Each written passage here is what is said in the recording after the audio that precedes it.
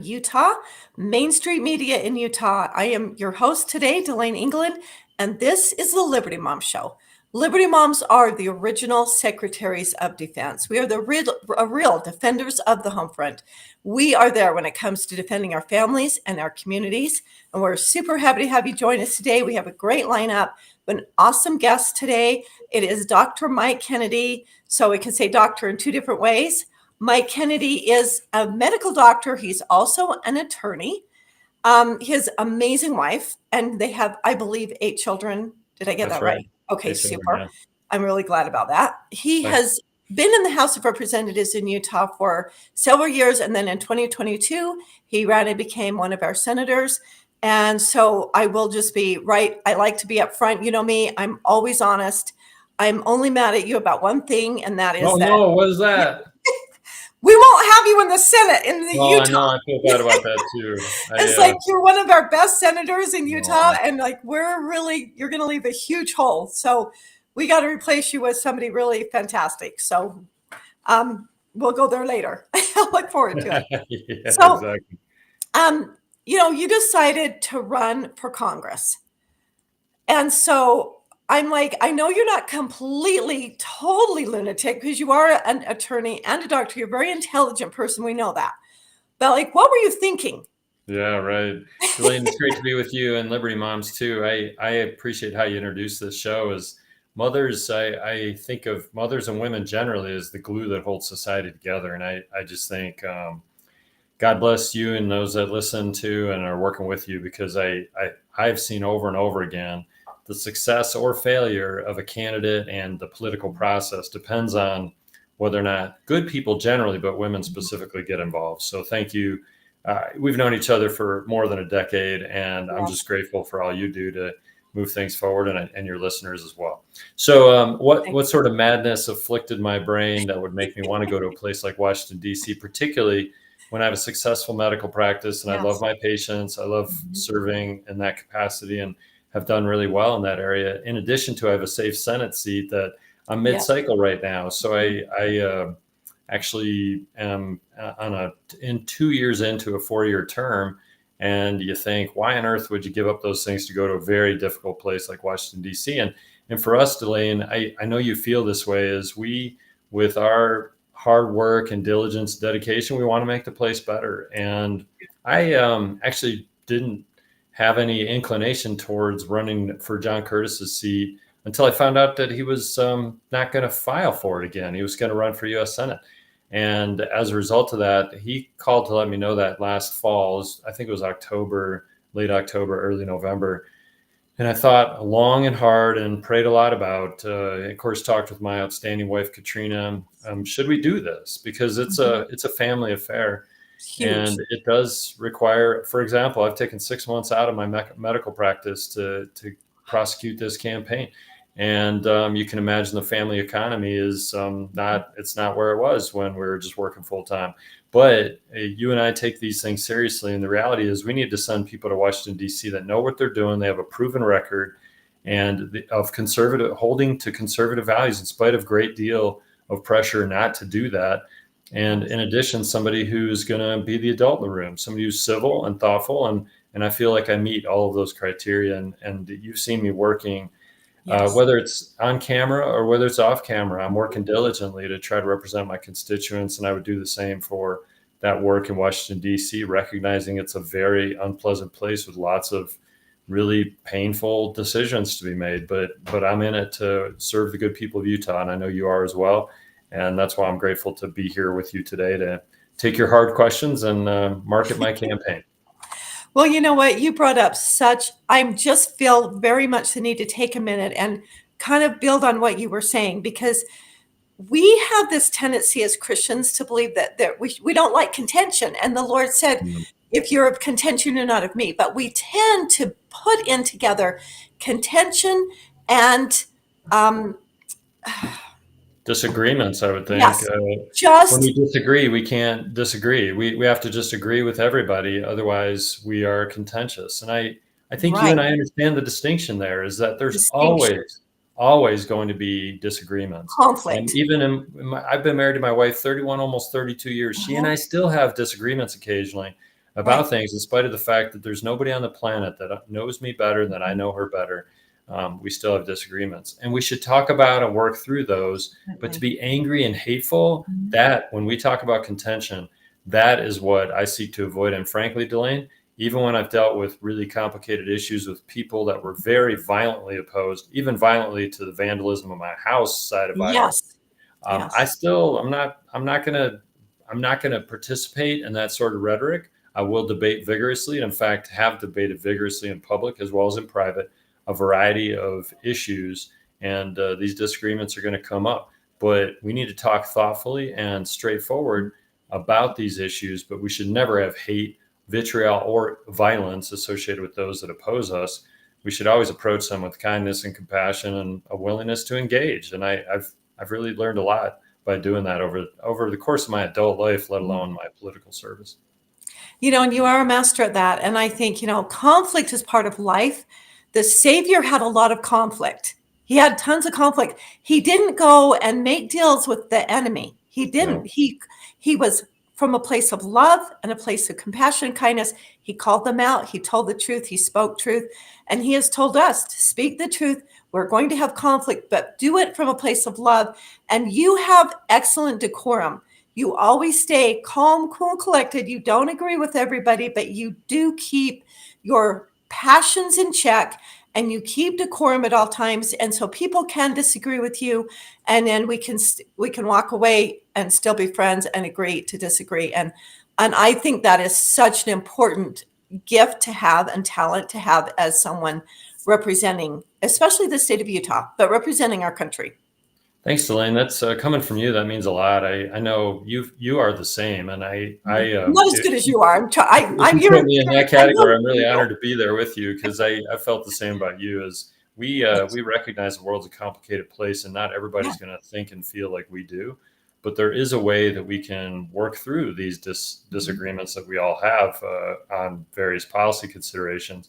That is civil and thoughtful. And frankly, if you want to be a little more churchy than I usually get on these kind of interviews, is more like Jesus. And in fact, Elaine, I'll point out too that in the worst circumstances of Jesus' life, and I'm talking before they killed him, actually before he offered his life, is he kept Yes. his mouth shut. He didn't even respond. And there is a place when somebody has the capacity, all the intelligence, all the power to defeat the opponent, and still doesn't respond to that, because in his unique circumstance, he needed to not respond because he actually needed to offer his life. Is I find that to be the preeminent demonstration of power. Sometimes the right thing is just to keep my mouth shut and actually, in these cases, let my opponents destroy themselves with the ridiculous nature of their arguments, which actually argue against their propositions anyways. It's easy to see once you let people talk. I think there's a multitude of ways that we should respond to our opponents, but just letting them without checking them in their debates, letting them go unfettered with various policies, I think is something that you should send me to Washington to fight for our good principles in an agreeable fashion, but willingness to debate vigorously on those things, and occasionally keep my mouth shut as needed, and let them kind of hang themselves with the terrible policies that they are actually discussing. That is such a good point. I couldn't agree more. Okay, so I wanted to ask you, where do you stand on illegal immigration? I already know where you stand, but I also know it's a huge issue. And it is actually a difficult issue. We already have a lot of people here that have come to our country illegally. They did not come to the front door. Where do you stand? What is your plan as in Congress? What would you plan to do about it? Thanks, Delane. That's a vital issue that's front and center on my mind and on many people's minds. The first thing is we need to secure the border. And second thing, we need to make legal immigration easier than illegal immigration. That's for sure. And then the third thing, and this is the sequence, is that we need to confront the reality that we've got, nobody knows for sure, but anywhere from 20 to 30 million people in this country who are here illegally, some of whom have been here for decades and decades, and some of whom last week or yesterday came across the border. And so, but to make all those problems better, we need to first start with securing the border. And Donald Trump's remain in Mexico policy, it actually worked. It was, the border wasn't perfect when he was the president, but it was much better. And Joe Biden's willingness to renege on that policy and just open the floodgates has created not only a crisis at our border, but also a national security crisis. I'm concerned, and I think many of us should be concerned, that we've got terrorist cells that are now in the country just waiting to pop off one way or the other. And we don't even know who these people are. We don't know how they got here, although we're concerned they came across the border. So secure the border is the first thing. And many of us as candidates are talking about the same thing, as we need to secure the border. And I don't think anybody should set foot on this in this country on our native soil unless they have been thoroughly vetted for their asylum claims on Mexican soil, which is mostly where our problem is. And then we decide if they meet our criteria and are let in based on their asylum claims. But also that's another part, is we need to make claims for asylum more challenging. We need to make sure that these people actually have meritorious claims for asylum status. You can't just walk across onto American soil, claim asylee status, and then be let loose for some distant judicial hearing, which likely is never to happen because the person has disappeared into our society in places that we don't even know where they are. Okay, very well said. Excellent. Okay, one of the other biggest issues that we're dealing with right now is the debt ceiling limit. It isn't just the Democrats that keep raising the debt. It is, I'm sorry to say, it is the Republicans. We want to blame the Democrats, but the Republicans keep doing it too. And I'm kind of giving away how I feel about it. I'm trying really hard not to. I know how you feel about it. I'm showing my, I know you know, I'm showing my hand, but like what do you think? Should we not increase the debt ceiling limit, or just continue to do it and to get $34 trillion freaking dollars into debt? And it just gets worse and worse. And frankly, there were times in our not so distant past that we thought 5 and 6 trillion was bad. And so first, I grew up in poverty. I recognized early that if I didn't manage money would run me over. And so as a child, I started cutting grass and raking leaves at 12 years old. I bussed tables when I was 15 and 16 years old, worked at United Parcel Service, throwing dirty boxes to be delivered to people's houses while I was in college, and was a janitor and so on. As I learned early that to earn money, I had to work for it. And then when I got money, I needed to be very careful about how I spent it. That's been my personal approach for most of, honestly, since I was 12 years old, which I'm 55 years old at this point. And that's a lot of years that I've lived that way. I live on a budget. You live on a budget. I'm sure the listeners live on a budget. Our American government should live on a budget. This is outrageous that we continue to pass these omnibus budget bills without any responsibility for the long-term future economic consequences of this.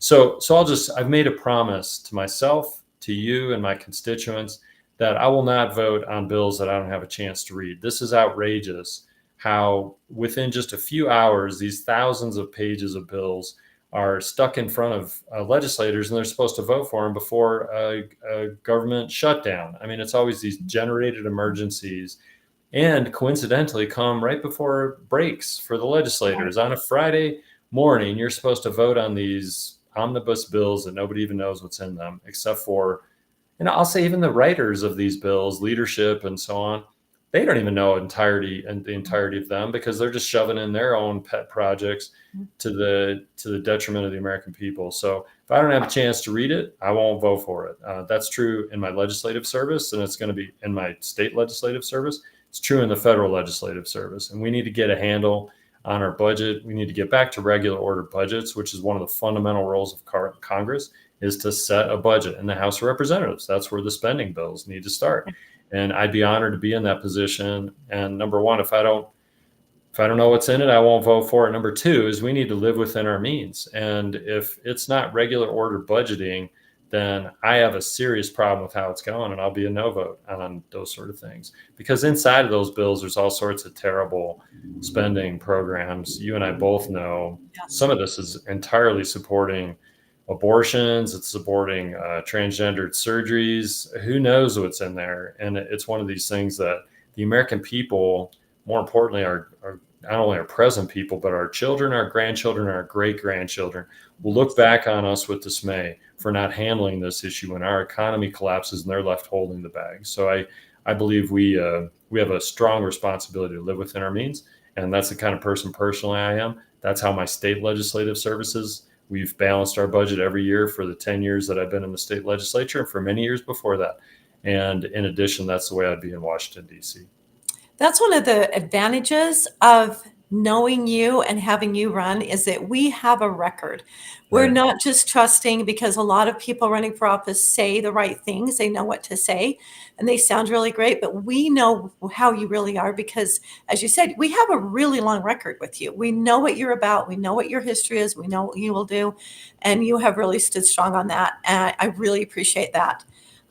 There are these massive bills. It's unconscionable. It's unbelievable that anyone who's old enough to drive a car or old enough to be elected to Congress at 25 years old should know you don't sign something, you don't vote for something, you don't know what it is. Yeah. You can't read it. How in the world, why in the world would you vote for it? And our country, our federal government gets shut down at least 2 days of every week, and they seem to manage. So That's a really good point. I hadn't heard it said that way. The other point is when our government shuts down, it's only 15% of the government that actually shuts down. The rest absolutely. 55 Yeah. just continues going as it is. But the media, and that's where I'll just say to you, Delane, I need you and those that think like you and are your listeners. I need you to have my back because the reality is I'm planning on winning this race. I'd be honored to have your support.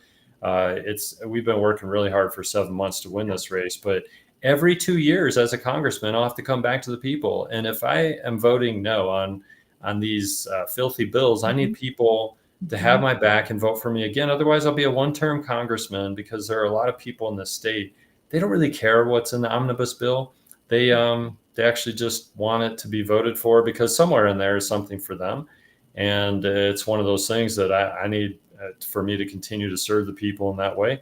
I'll need the support of people. And to me, it's just common sense. If I don't even know what's in it, if I haven't had a chance to have my staff or even a small group, if I can get 100 people together and like, quick, take apart this 1,000-page bill, you do 10 pages or 50 pages or whatever, and let's make sure we know what's in this thing. If I don't have a chance to even do that from people that I can trust, then I should vote no. I think anybody would. Why would I buy a house that I haven't even walked through or even seen in person? Why would I? Anyways, we all recognize it's really disturbing how our legislators are acting, and I'll just need to have the support of good people that believe that way because there are a number of people in this country that just want us to continue business as usual because it just keeps money rolling with no thought long term for the future consequences of placing everything on a credit card. Absolutely. It's unbelievable, but it is where we are. True. Okay, so I did want to ask you this question. You kind of answered it, but I have a reason that I want to drill in on this question. Because we have the person that you're running to replace, the congressman who's now running for the Senate. He voted against an amendment that would stop federal funding to the military for transgender surgery and therapy. I would like to know how you would vote on that bill. I don't know why the American taxpayers should pay for that sort of thing. The reality is these people, when somebody has cancer and they need to have a body part removed because it's cancerous, I think we all would common sense support such things for the taxpayers to pay for in the form of our federal insurance programs. But when it comes to individuals having transgender surgeries, they should pay for that on their own insurance, buy an auxiliary insurance of some sort, or pay for it themselves. The reality is that the United States taxpayers should not pay for alterations to people's body that are not directly related to the healthcare needs. And that would include various cosmetic surgeries, which I think most of us would look at and say, why should the taxpayers pay for cosmetic surgeries?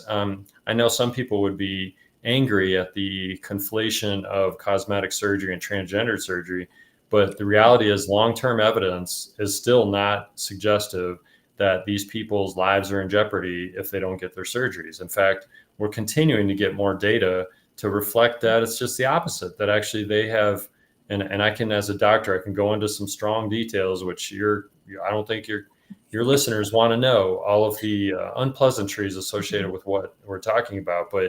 But there are some serious complications that come to people when they are altering their bodies in these ways.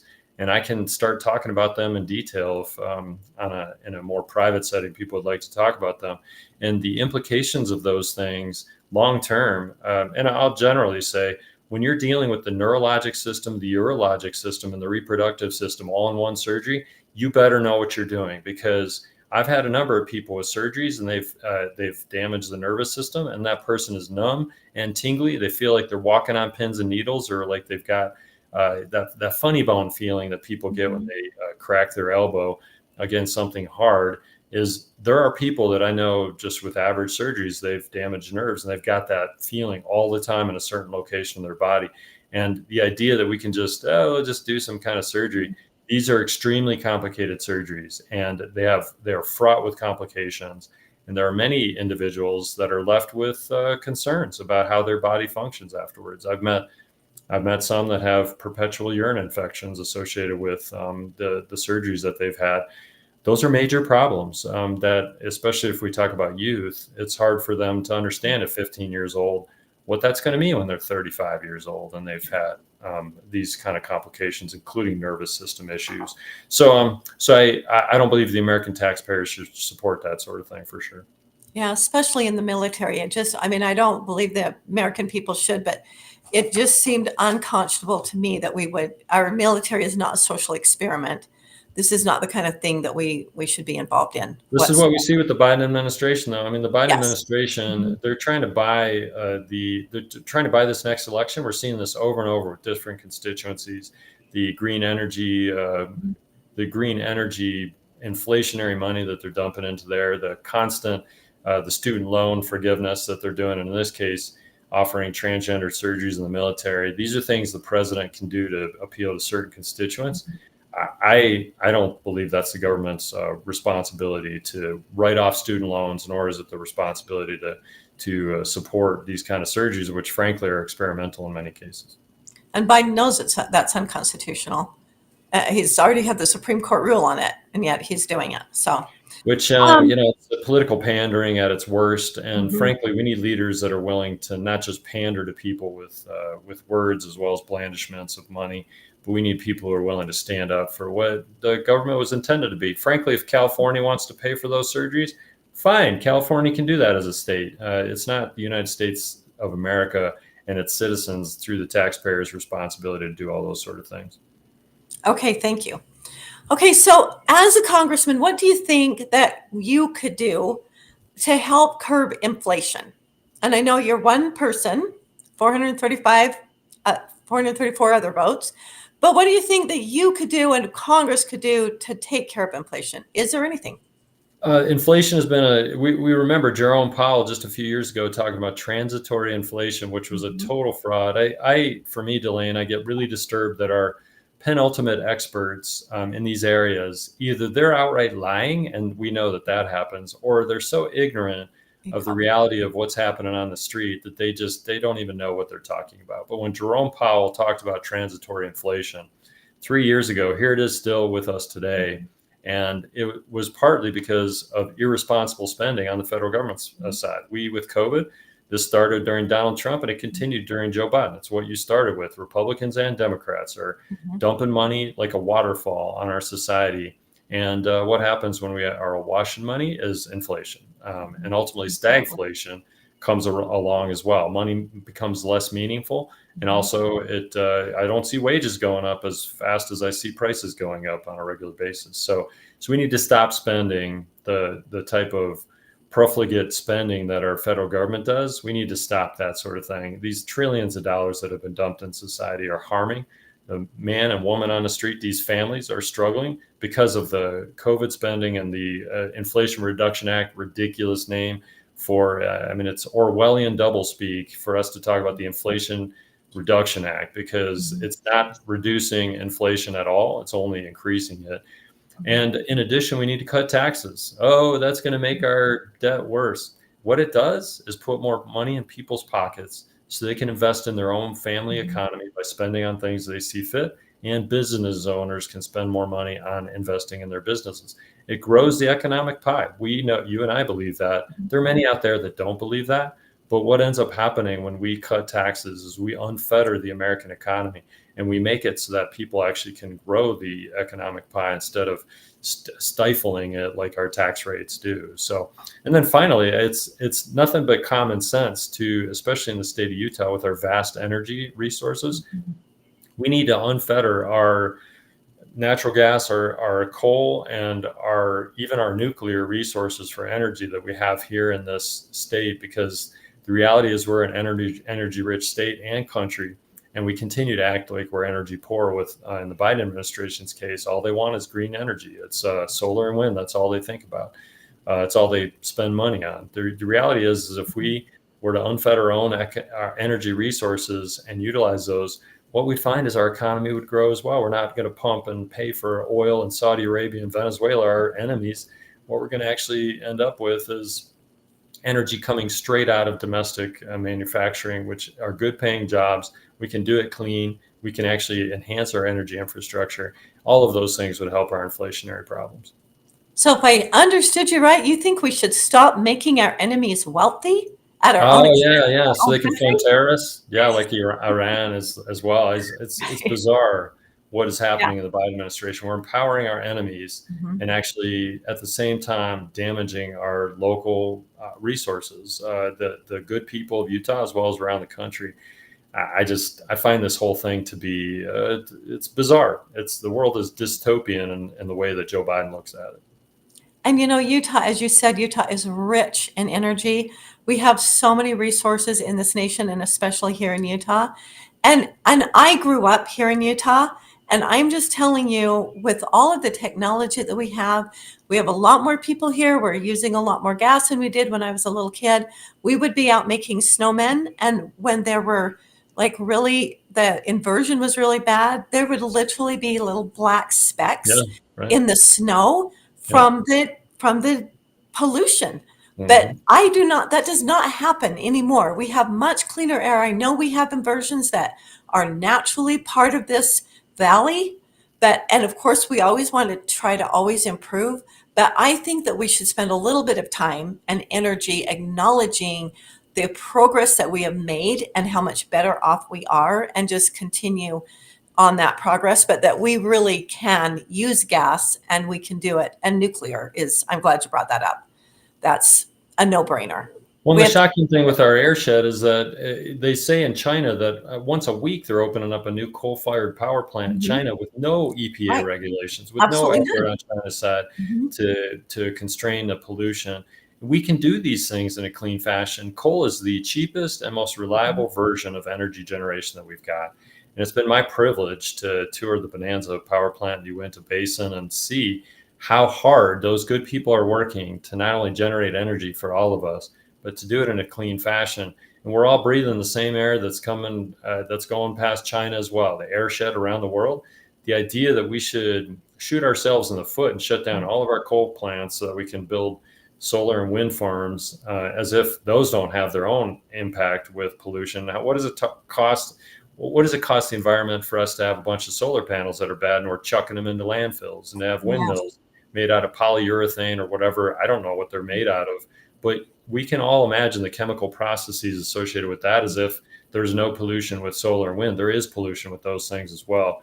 And we have generations of technology to make coal and natural gas and oil more clean than they were even 10 and let alone 30 years ago.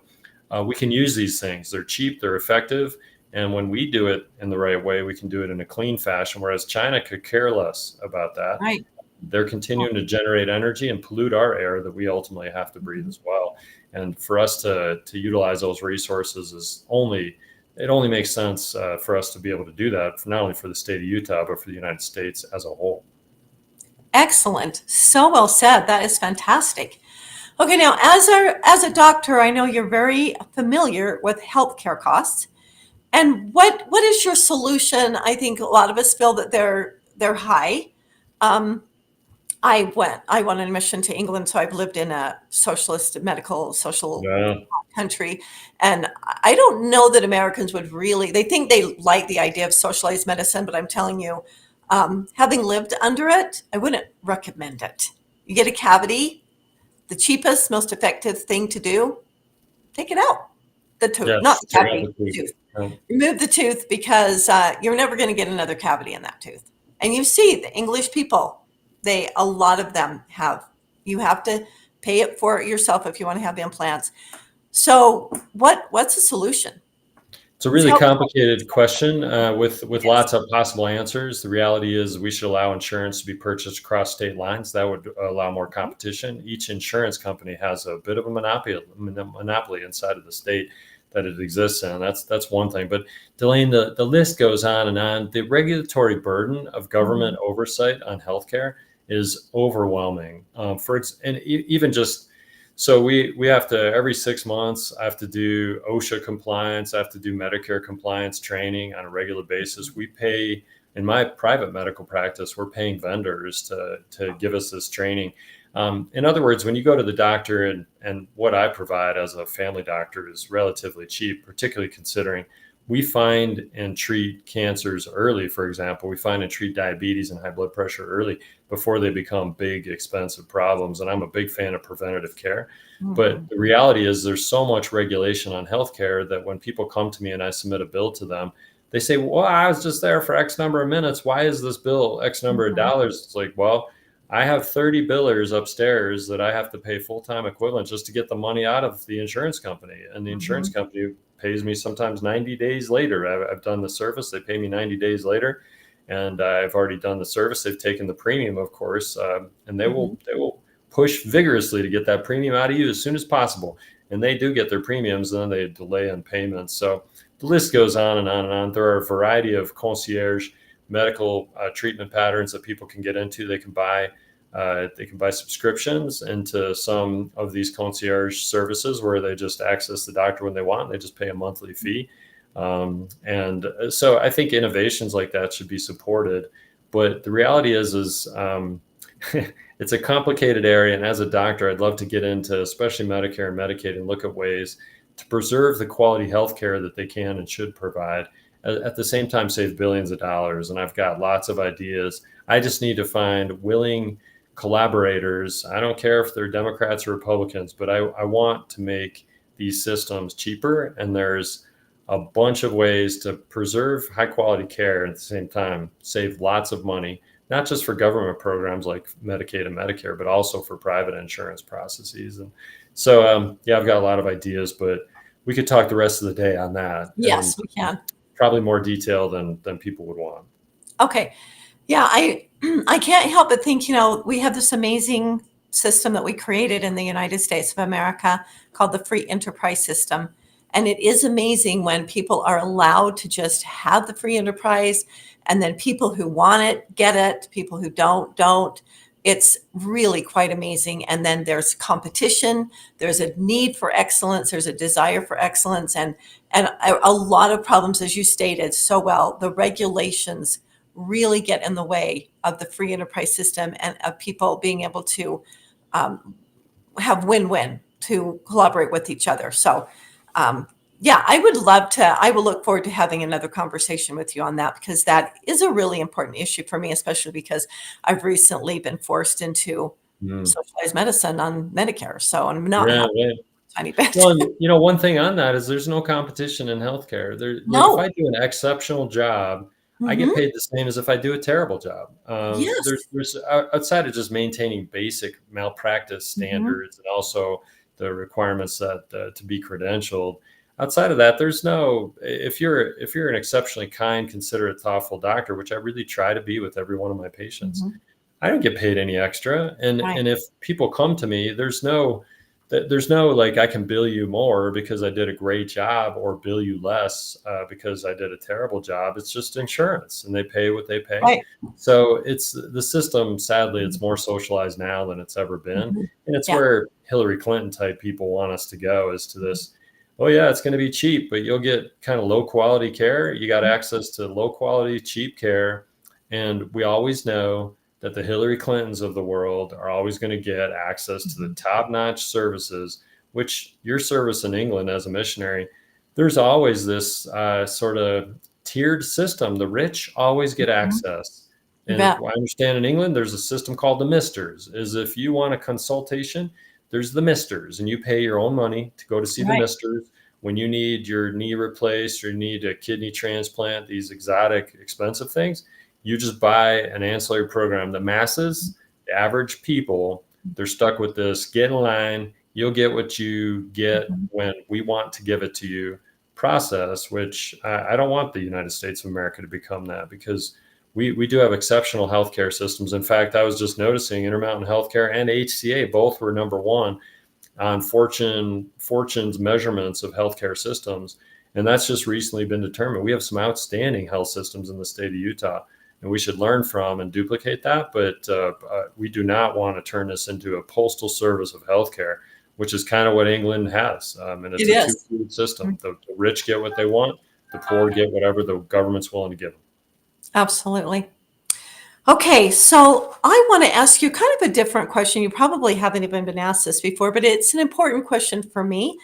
As a mother, as a grandmother, as a teacher, as a member of the community, and maybe because I am a history teacher and I look at history, I look at the present based on kind of what can we learn from history. We were founded on a moral foundation. America's foundation was having a moral basis. How do you feel about our national morality? How important do you think having national morality is to our freedom? It's vital. A moral people is the only people that can maintain this republic that we've been blessed to have. And it's something I've thought about a lot. And you're right. Most people don't ask me about that sort of thing. But when people complain about Donald Trump or Joe Biden or whoever else they might want to start complaining about, is actually, well, it's kind of that when you point the finger, there's three fingers pointing back and one pointing out. So actually, I tell my kids when you point at people, you should point like this. So all the fingers are going at somebody else. Anyways, it's a bit of a joke in the family because Right. Yeah. Otherwise, but you're kind of nailing yourself. yeah, Yeah. the people should look in the mirror. The reality is our political elected officials are reflective of our people, and what you and I get disturbed by, and I know your listeners are likely this way too, is many times people don't even take the time to study the candidates. They don't even know who these candidates are. They saw a billboard or they saw a commercial, smiley person who looks fine and talks nice for 15 seconds on the TV. Okay, I'll vote for that person. Look, if you're going to vote that cheaply on things, then we're probably going to continue to not have the best people serve us in these areas. By the way, my campaign is buying billboards. We're buying commercials. We recognize that's how you move your message forward. But when it comes to that, is we need to find thoughtful people that are going to represent our values. And in Utah, our people are outstanding. We have great people in the state of Utah. I have no question about that fact. I'd love to earn their support, but the reality behind the sad state of our elected officials is the people, sometimes they could care less besides who's going to pad my pocketbook and keep things going just the way that they are at this point. If you want change and you want things to be better, we have to find thoughtful leaders that have experience in actually doing these things. And that's something that I offer to you and your listeners, somebody who's civil and thoughtful and willing to work on complicated issues in a fashion that actually moves not just for a small group of people, but moves it forward for all of the people in the United States of America. And I'd be honored to have the support of the people. And that is exactly why we're having this program. That is why we do this, is so that people have the opportunity to get educated and get to know where you stand on issues, not just that you're very intelligent, you're a doctor and an attorney, you have great billboards, you have a great message, but who you really are. And excuse me, and I feel like that having that moral foundation is absolutely vital, because we know, as the founders told us, as the Bible tells us, as history tells us, you cannot survive without having a foundation of morality, or you won't make it. And so I would love to see, and I do think that part of having that moral foundation is caring enough about your own freedom to get educated and Agreed. find out like what your rights are, what your responsibilities are, what Congress should be doing, I think it's really easy. Like my eighth graders can tell you what's in Article 1, Section 8. They know what Congress has the power to pass laws about, and they understand if it isn't listed there, Congress should not be passing any Right. laws about it. They should not be funding it. That's very basic. That is so basic, and it's right there in the Constitution, easy for anybody to find and read and understand. And yet we see Congress constantly spending money on things that they have no constitutional authority to spend money on, which is why we're $34 trillion in debt, because it's And not. why we're causing lots of problems around the world. I mean, the idea that we should be spending money all over the world on as services to people when our own veterans are on the streets, the idea that our people are struggling and we don't even protect our own border, and at the same time, any other country you go to, and I've traveled a bit myself, but there's machine guns and barbed wire and walls in between one country and another. And I Absolutely. just find these things to be bizarre, dystopian, as I've described before. It's nonsense, and I don't know who decided at some point in the distant past it was appropriate for us to send money to foreign countries that we don't have in the first place when we have veterans that have served our country on our streets, suffering and struggling. It's entirely inappropriate, and for that, I would go to Congress and make sure that I'm doing my best to promote and serve the people of the United States of America. And when we can, we help our allies across the world. But we should not be sending money we don't have all over the world. That's outrageous. It is outrageous. Thank you. So well said. So we did kind of touch on that climate change. Do you have anything else you want to say about that? Because I think that's a really important issue right now. To me, it seems like the climate change is fear mongering at its worst, political pandering. We don't even have evidence that driving electric vehicles, that solar and wind power is going to change the temperature changes. And by the way, you and I are both old enough. When I was a Yes. child, they talked about acid rain, then they talked about global warming, and now they're talking about climate change, which actually climate change is a very clever term because it's generic enough to say every anomaly Yeah. and actually any day that goes Mhm. by that is not a 72-degree day with sunny weather and bright blue skies and white clouds going through the sky, and even any day that I'm just angry or upset or unhappy, that's all climate change. Is That any is. day that doesn't fit into what I perceive as normal for weather or whatever should be happening, we can stick it into climate change. Because global warming, what you and I both know, is they had bitter cold. There was bitter cold days, and they're trying to Yes. promote global warming, and then there's no acid in the rain, and Right. well, we have a hard time calling that a crisis. So this climate change thing it's a very, by the way, it's very complicated, and I don't think anybody listening to this, myself included, wants polluted air or Oh, no. damaged environment. In fact, I'll point to my Boy Scout days. I was really grateful for 6 years. I was in the Boy Scout and Eagle Scout as well. And we always, myself personally and my troop, sometimes imperfectly, but I always focused on leaving that campsite better than I showed up to it as. I'm a big fan of the environment. I think as people in Utah with our beautiful lands, we should be some of the greatest cheerleaders of a beautiful land of anybody on the planet because we are a loyal people. And we know how powerful our land is in the form of national parks as well as our energy resources and so on. So I have no qualms about saying I love the environment, want to protect it everywhere that I can. But the idea that somehow these acid batteries that are powering these electric vehicles are not going to contribute to pollution in our environment is laughable. Every one of these cars has side effects. Just like my medicine when I give them, I always know there's a certain risk with them. The idea that solar, wind, and electric vehicles don't have side effects, and I just say that that's naive for people to think that way. So we need to do our best to take great care of our environment.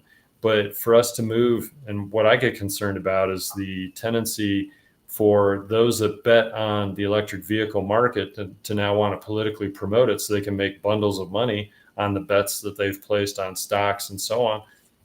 I have a great concern about that. And why are we moving this way?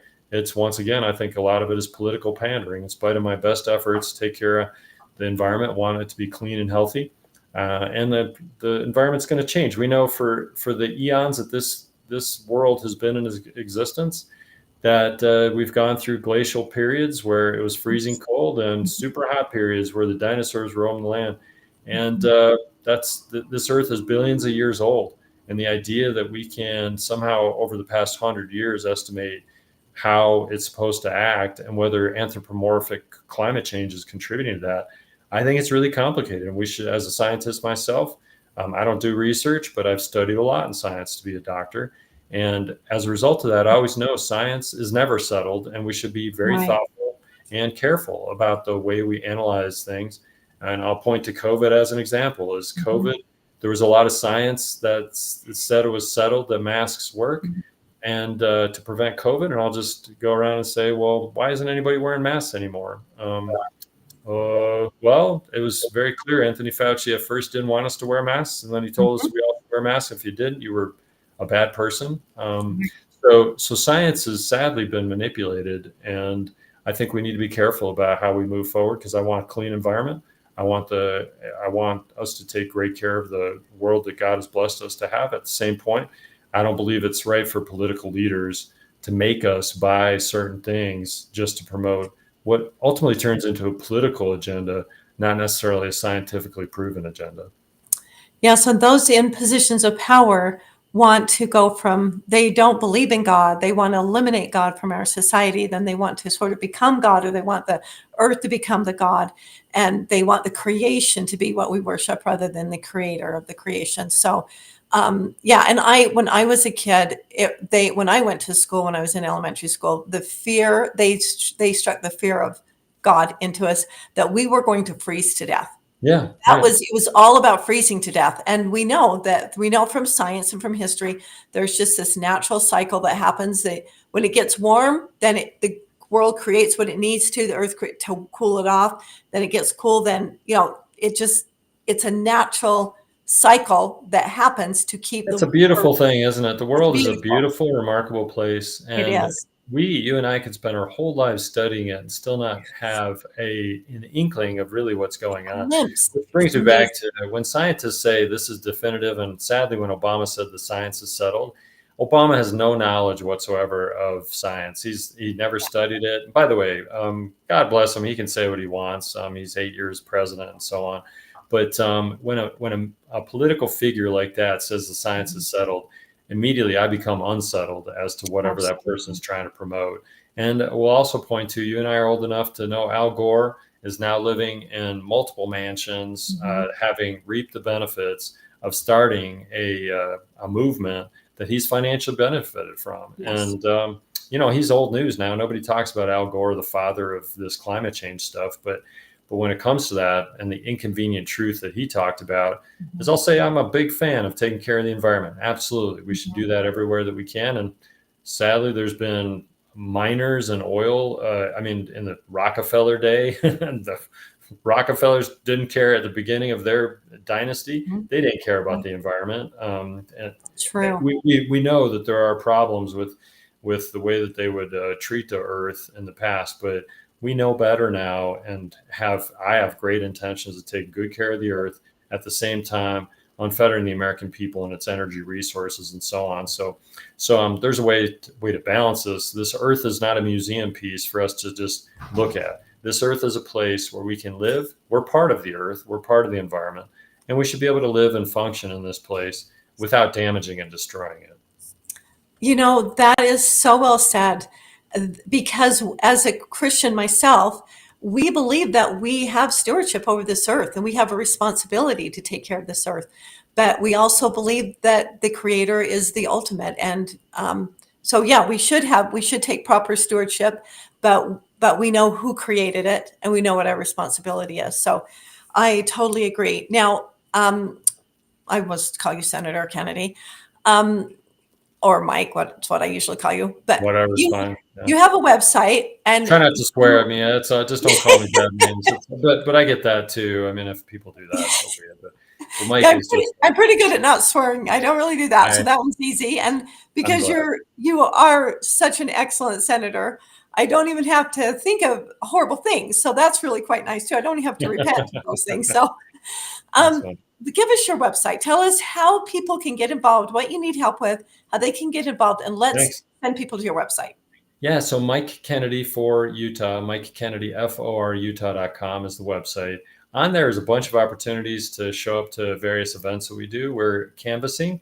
And by the way, Dalane, and for you and those that are listening, is the retail politics side is a challenge, but I love it. We were just at Vineyard last night doing a parade.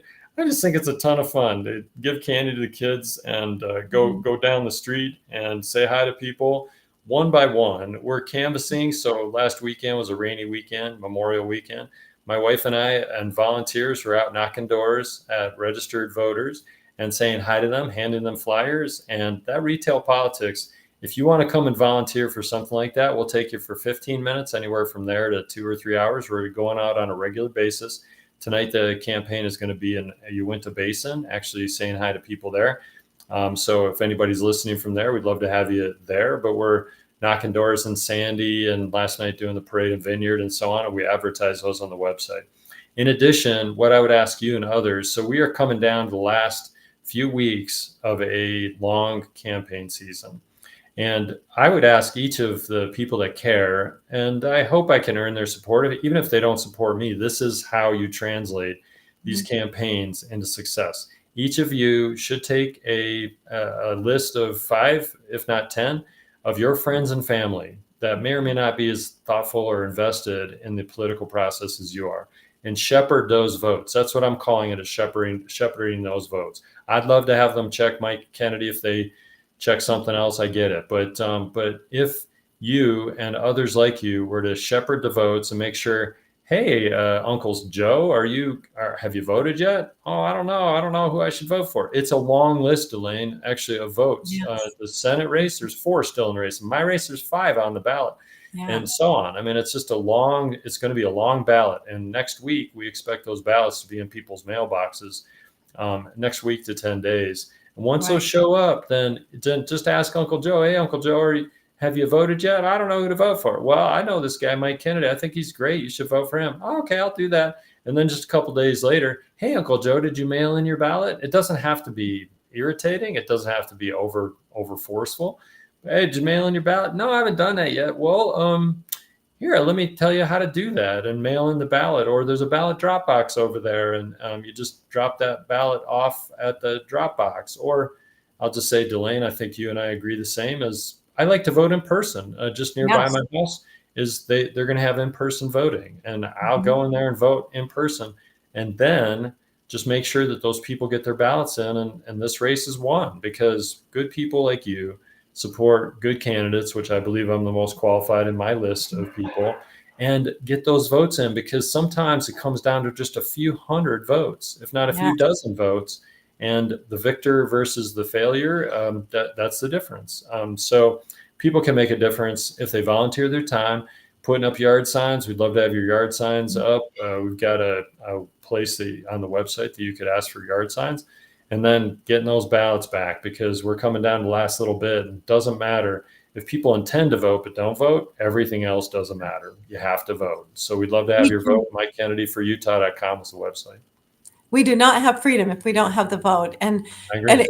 it doesn't matter if we have it, if we don't use it. And so, but I do believe we need to get educated. And that's why, having had you on, people now have a chance to get educated, know who you are, what you stand for, and your history, your record proves who you really are and what you will really do. We can look to the past to know what is going to happen in the future. So we know that we can trust you, and that's very important. So I ask everyone, please, it is so vitally important.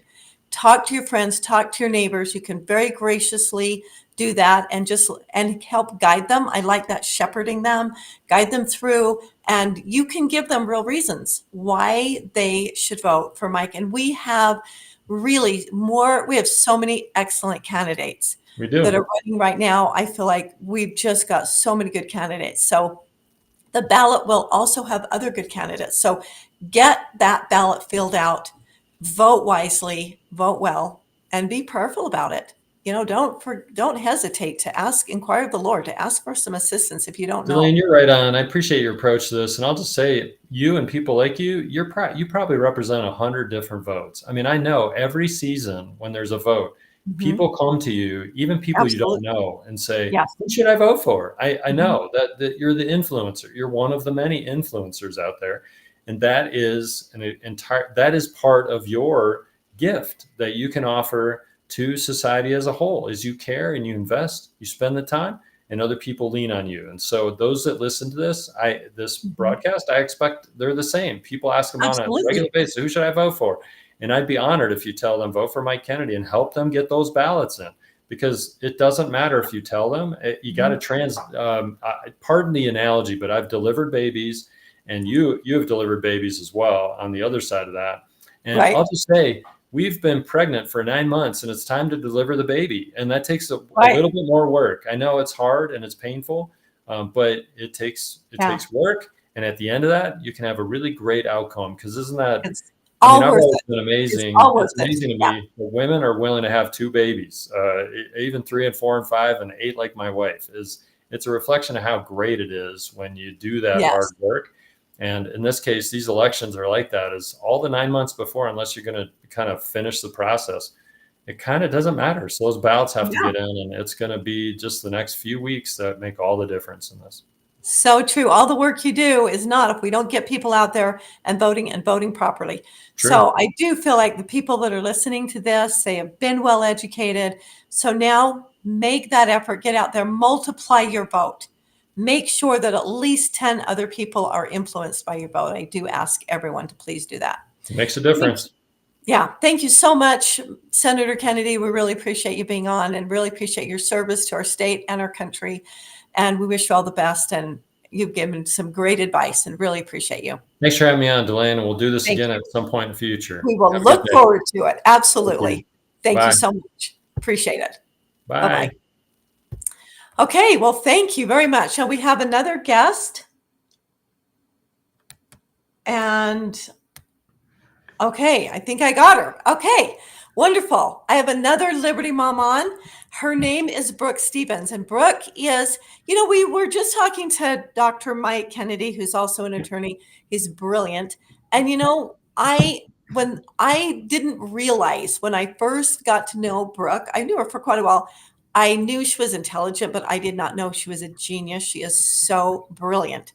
She is a very, very amazing. And I'm super thrilled to have Brooke on. She is a Liberty Mom. She stands at the gate. She is out there. She is making massive sacrifices, doing a great job raising her children. And she is not just raising her family. She is helping all the rest of us raise our family and help educate our children. And I'm having Brooke on today. She does so many things and is very involved in the legislature, very involved in helping elect good people. But I'm having her on today in regards to an app called Amplify. And this is literally nothing short of a genius way to make your voice heard, engage with your elected officials, and really have power with them and help make such a huge difference, and do it without taking a ton of time, which is really, really amazing. So Brooke, welcome. So great to be on with us today. Thank you so much for taking your time. Yes, thank you. I'm so glad to be here. Yeah, we built Amplify because I was totally out of it, and not like you, who've been in it for decades, doing all the work that everybody should be doing. So grateful for what you do. But I wasn't doing anything, and I didn't know who to contact and what to talk to them about. So I was like, I think a lot of people have the same problem. And I don't even know where to go to find this information. I didn't know where to go. But last week I was canvassing for a representative, knocking on doors saying, do you know about him? Here's some information. And this man who answered said, I went to the lieutenant governor's website to find out who I should be voting for and who my representatives are and who's running. And he's like, I couldn't find anything. And I was like, this is exactly why I created it. Now, and what in the world? Why is this not available to every person that they know where it is? So we built it. It's called, if you you can go download it free in the app stores. It's a mobile app because wherever you are, you can take notes on it. But we want to keep you informed of everything. You go to Amplify USA and put it in the store and you'll see it. And an easier URL so you can get an idea is voteeducated.org. And there's a functionality of the app that's really relevant to right now. Because if you go to voteeducated.org, you will get a little video overview. I think it takes 1 minute, but we have it so you choose your representatives, then you can see which races are up for election of all of your representatives. So you can say, okay, my senator isn't running this year. The representatives are always running. Right. And then you can see that the governor's running. So if you click on them, even the president, if you click on them, you can see in the upper right-hand corner all of the candidates that are running, and it links to their pictures and their websites as well. So you can start to get information on that. And I really like what Senator Kennedy was saying, that some people, they just go to a person like you and find out where it is. And so one of the things that we incorporated was a link, and this will be coming out in, I think, 2 days, to the iVoter Guide rating. And that's a company out of Texas who creates ratings on the legislators, on those running for office in a contested race at the state and federal levels. And this is important because it gives you all of this data. And part of the data is the scorecards and who has given them, contributed to their campaigns, who has endorsed them, what they answered on the questionnaire, their biography, all of these things that go beyond the websites, where of course they look like a fabulous candidate. They designed the website. So you want the background information on them, and you see that. So if you go and look at the president right now, you'll see that his rating, and it goes from liberal to conservative, his rating is below the scale to far left. And you can compare that to what you personally know. So you can say, okay, I see that this rating matches. So can I trust iVoter Guide with their ratings? And then you go look, and they've rated past President Trump as well. And I think it's not verified conservative. It might be conservative or leans conservative, one of those two. And you can see what backs it up. And it's nice to discuss those and all the information with someone and say, do you think this rating fits?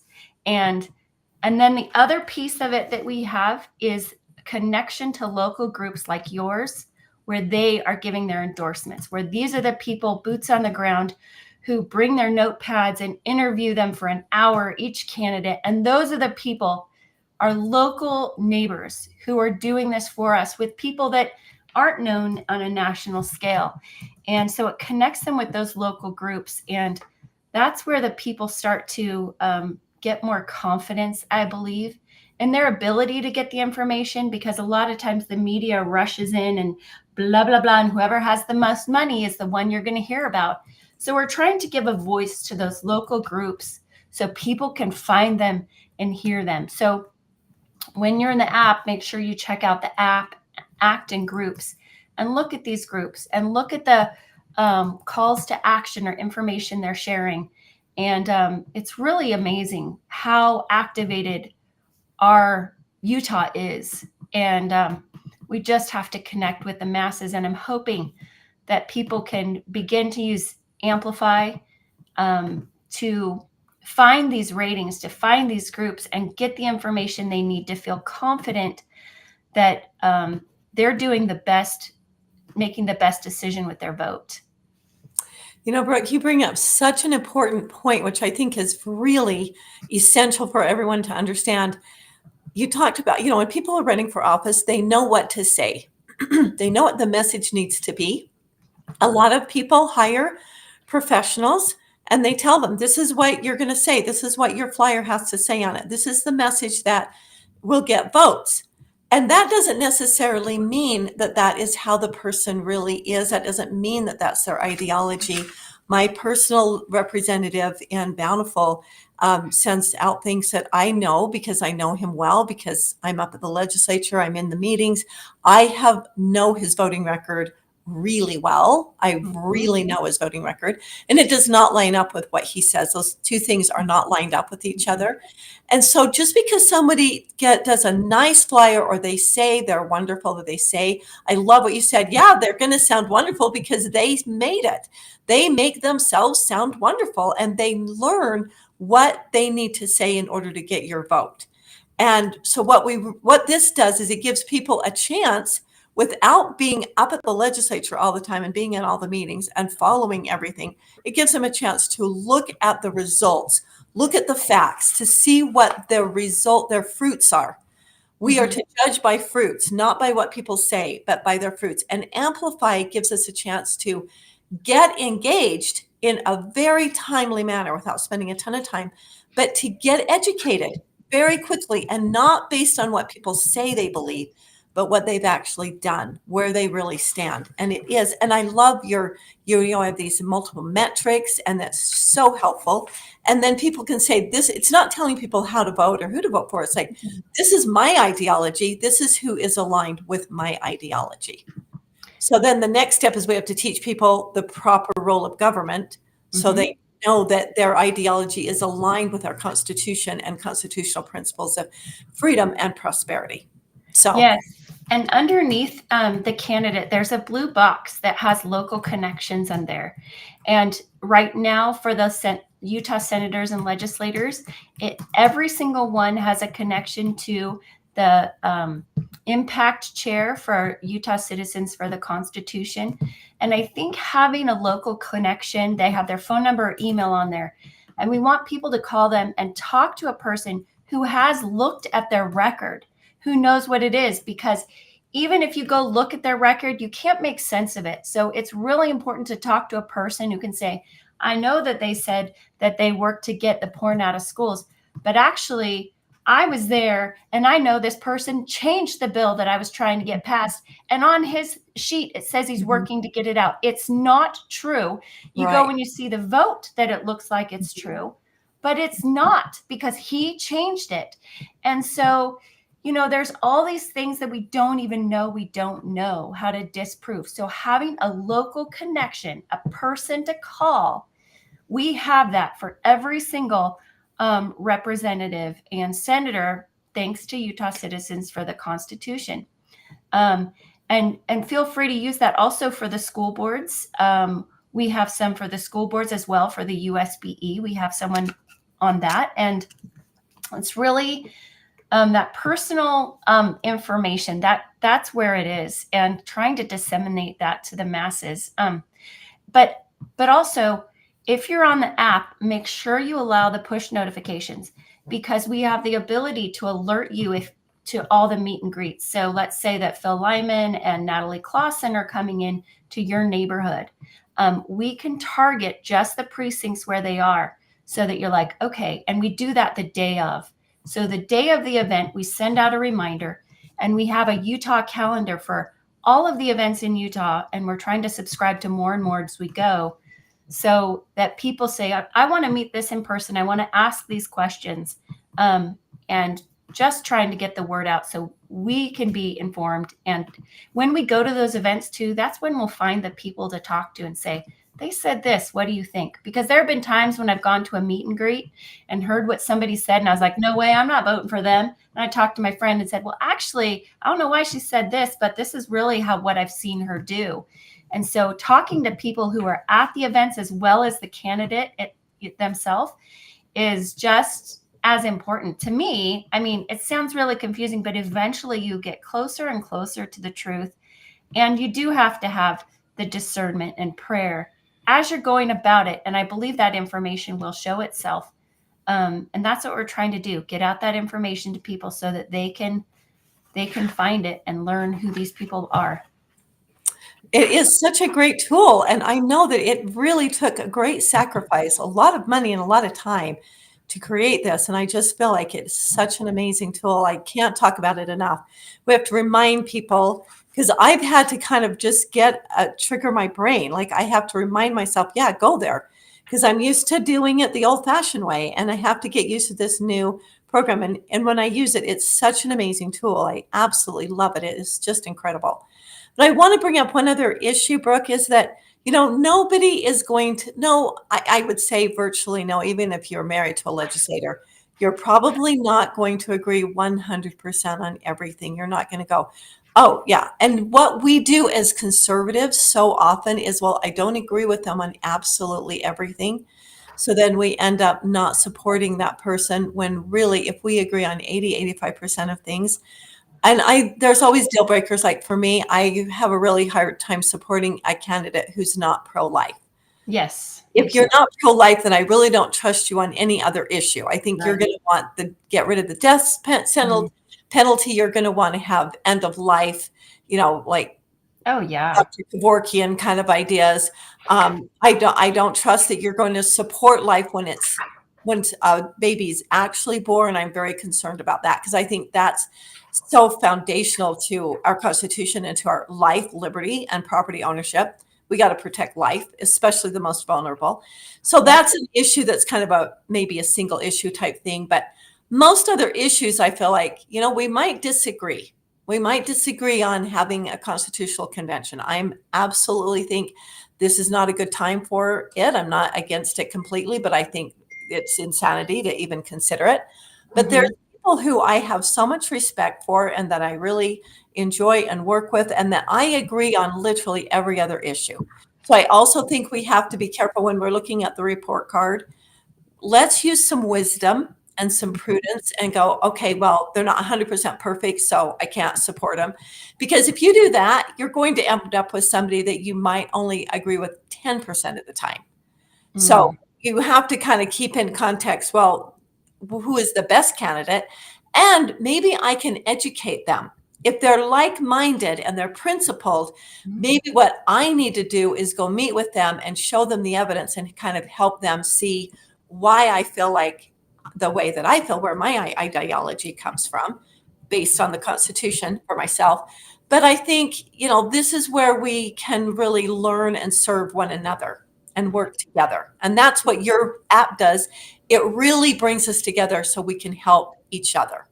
Yes, I wanted it. So the problems we were facing was, our messages would go out, they would be shadow banned, or the algorithm would put them low. I couldn't find them again to complete the calls to action. So we wanted a place that wasn't disrupted by that, where all the messages can come from all the groups and conservatives. So it's a conservative app. And conservatives can see all the different conservative opinions on these topics. Like you say, it's where we maybe differ in the 15%.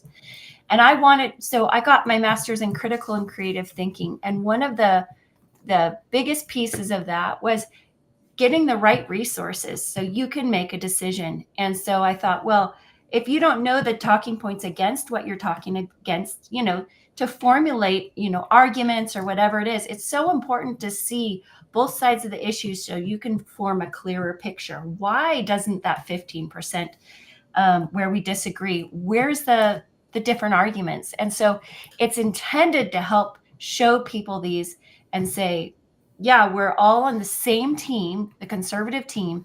And just so you know, how it's created is everyone is automatically subscribed to all groups. Now, these groups may not send out stuff very often, but you will get a notification. So if you just have it on your phone, you don't open it, you'll get a notification and you'll be able to see what they're saying. You can unsubscribe from them from a push notification, but this is kind of an advertising space for all of the conservative groups to share what they're doing. And so even if you unsubscribe from them, it just means you won't get the push notifications, but you'll see their list. It will still be there. So you can go and search through and say, okay, this person has a seminar on election integrity. I'm going to go. This is a Zoom. It's easy to sign up. And, groups who are focused on parental rights, they are not going to focus on election integrity. So here we have these groups linking hands saying, okay, we can stay on our lane. We don't have to overwhelm ourselves with doing everything, and make sure that our members and your members get the messages from each other without needing to subscribe or to additional groups. And then you can pick and choose what you want to do. Yeah, it's fantastic. So tell everybody how to go. They go to the Google App Store. Yep. Google app or App Store and just type in Amplify USA. Amplify USA. And there's a little video on our website, and the easiest way to reach it is voteeducated.org. So voteeducated.org. That's our latest campaign to get out the ratings. They should come out in the next couple of days, and you'll see all their, I mean, I think it's really telling who contributed to their campaign a lot of times. Like Cox got 75,000, and from, the teachers, National MEA, Association. And so I'm excited to see all of that because it's very, very comprehensive, and it gives you talking points as well for, what are the top 10 things that you're concerned about with our governor. And so we have a link in there to that, and we usually preface it with, go research this, go find out for yourself. You'll be more convicted. You'll have a stronger conviction, and you'll be able to share with others. And that's what we need people to do, is to be so educated that they can shepherd, like Senator Kennedy said, shepherd others, because she's like, well, this is who my friend said. And then it kind of stops with you. Your influence stops. But if you're secure and confident and you have your reasons and research to back you up, then your influence is stronger because your friends are educated as well, and they can tell more people. And so that's the goal of what we're doing. And that is how we win. That is how we win elections. That's how we come together. And that is how we really impact change. And the more that we can educate and share with other people, the stronger our nation is, the stronger our state is, absolutely the stronger our families are. So, Brooke, you're so awesome. Thank you so much for being with us. I look forward to having you on again. Just want to keep reminding people and make them aware. And thank you so much. This is an amazing creation. Yeah, thank you for having me. Thank you. Thank you, Brooke. Bless you. Thank you so much. You have a great day. Really appreciate you being here. Thank you. Bye. Bye-bye. Okay, now we have our next guest. We're so happy to have Trent Staggs on. Trent was he is actually running right now, and he was the prior mayor of Riverton. And Trent, how long were you the mayor? Because I don't remember. I have it written down, but I can't remember how long you were. No problem. Good to be with you, Dalane. Can you hear me okay? Yes, I can. Okay. Trent, Perfect. we're hoping that our technology works today, which we're always hoping for, but we're really grateful that Trent could join us. He just came back on a trip. He's actually at Salt Lake Airport. You can see the lovely view behind you, but we can hear you. So you were Riverton mayor for some years. Yeah. Currently still the mayor. I've been in office now going on 7 years. So I was on the city council for 4 years. I served on the city council, and then now I'm in my 7th year as mayor. So in total, about 11 years now in municipal office in Riverton City. Okay, and Trent is running for our Senate, our other Senate seat. We have Mike Lee, Senator Mitt Romney is not running, and so Trent is running for that seat. And Trent, tell us how you did in convention, because I love the convention caucus process. It's absolutely amazing. It allows us to meet and get to know those running for office and you had the opportunity to meet with those 4,000 delegates, meet them face to face, and they voted for you. Tell us how you did. Yeah, it was phenomenal. And I'm with you. I'm 100% behind the caucus convention system. I think that is the way in which we need to nominate our candidates. It's inspired. I think it's really, as you pointed out, that's the way in which these people can vet, delegates can vet the candidates. We had 70% that we ended up doing at convention. So pretty amazing. That's pretty amazing. Yeah, that's pretty amazing. And I'll talk about it when you leave, because the other candidates, there were several other candidates. Brad Wilson, who was the prior Speaker of the House. Do you remember how many votes he got? Well, I know in the first round or so, ultimately my 70% was at the final round. There were 4 rounds of voting. And I think in the first round, I was around 43%. I believe that Brad Wilson. Oh, I was so worried about that because he's there was, not. We lost you for just a second. Brad Wilson was in the 7% range or so in that first round. Yeah. And was And out shortly after. I just want to point out, and I don't want to take any more time on this, but I just want to point out, the people that got to meet Trent, the people that got to meet Brad, the people that got to meet Were John. you able to hear me there? Yes. Can you hear me? I can still hear you. We're good. I mean, I can hear you. That they did not vote for Brad.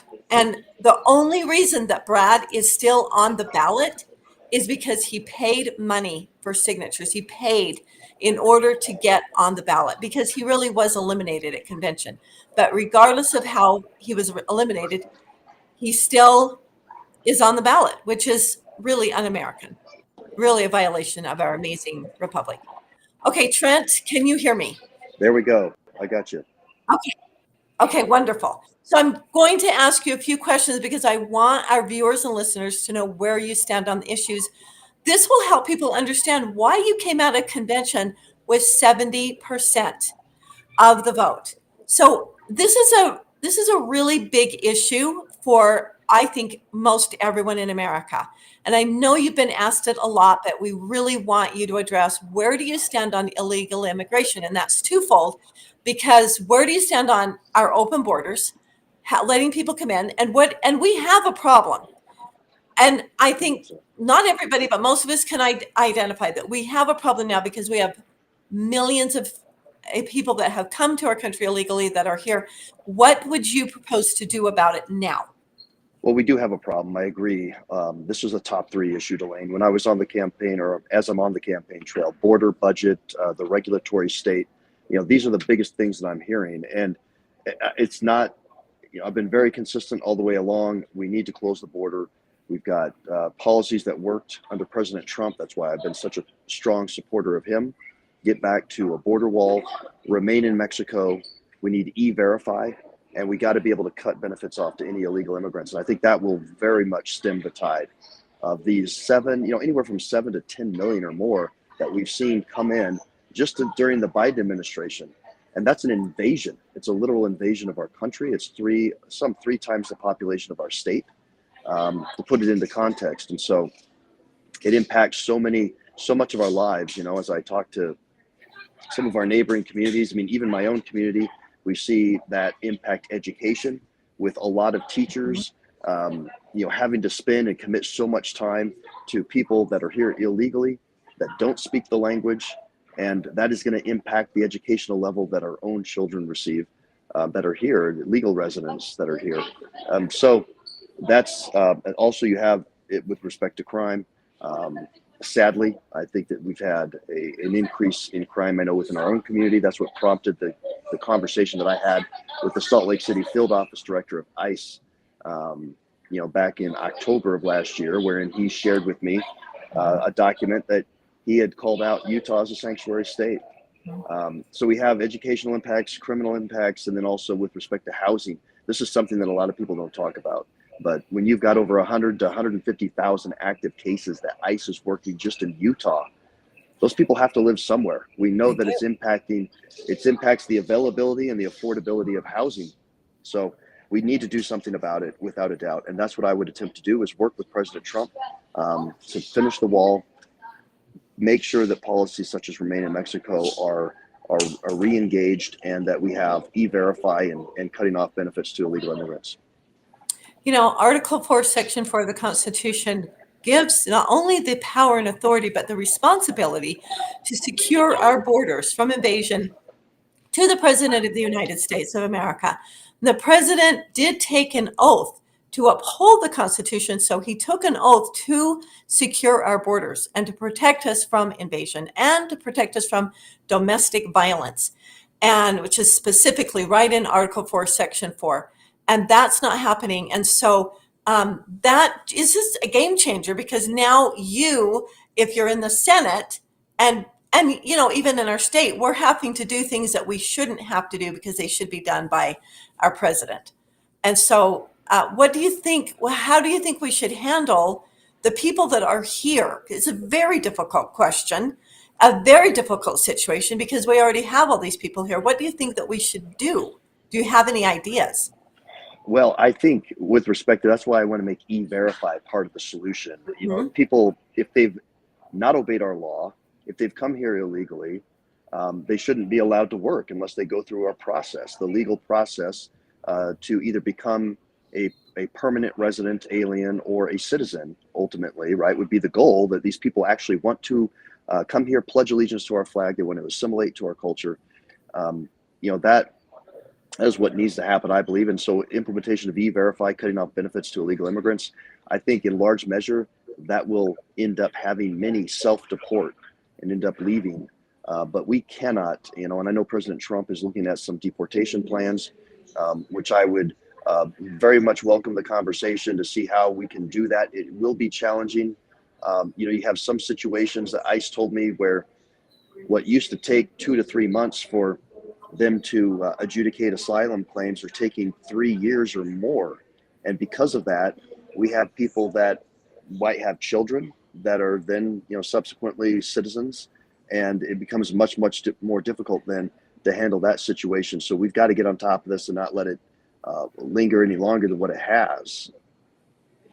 Yeah, as a business owner, the E-Verify, just so our listeners and viewers understand what that is, it's a program, a system where we go in when we hire employees and we verify, put in their social security numbers and verify that they're who they say they are.